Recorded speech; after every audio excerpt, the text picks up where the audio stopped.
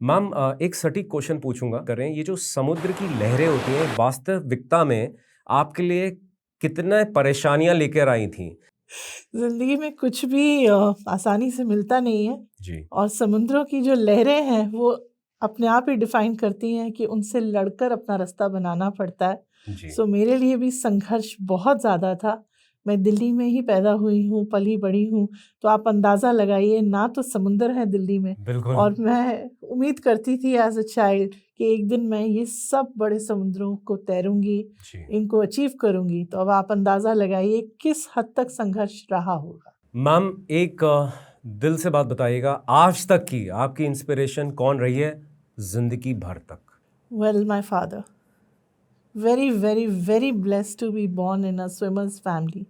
मेरे फादर ने देश को रिप्रेजेंट किया था फर्स्ट वाओ।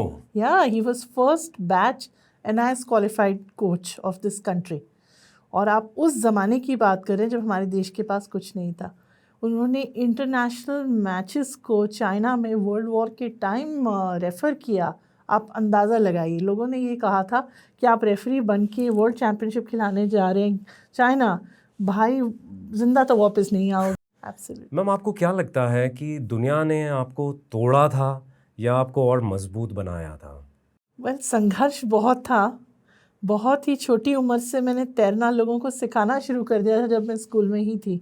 स्कूल में मतलब किस उम्र से आपने सिखाना बिकॉज स्टार्ट कर दिया था? My father was teaching in a prestigious school of Delhi, modern school, और हम 3 भाई बहन।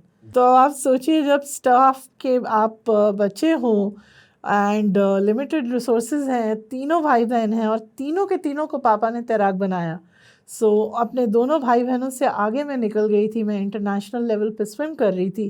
तो उसके साथ साथ to support my family I started teaching and wow. आगे अपना अगर कोचिंग कंटिन्यू करनी है यानी स्विमिंग कंटिन्यू करनी है, आपको पैसा भी चाहिए और my father's priority was very clear. Higher education के लिए आप लोगों को पुश करना है, it's just not about sports, right? So it was a very difficult situation then. I think it's not easy. आप देखिए इनके father as a referee China तक होके आ गए, बट अपनी बेटी को भी पढ़ाई करने के लिए बोला कि बेटा पढ़ाई भी ज़रूरी है। सो संघर्ष जो होते हैं, हम संघर्ष की बातें कर रहे हैं, इसको और आगे बढ़ाते हैं कि एक महिला स्विमर की ज़िंदगी में और क्या क्या संघर्ष हो सकते हैं? देखिए अगर मैं पीछे लुक बैक करती हूँ, it's not easy, right?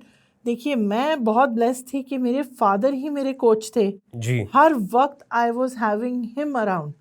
You know, बाकी आप पेरेंट्स को देखिए जो अपने बच्चों को लेके जाते हैं स्विमिंग कराने के लिए या किसी भी स्पोर्ट के लिए लेके जाते हैं, उनका वहीं तक का वो रह जाता है।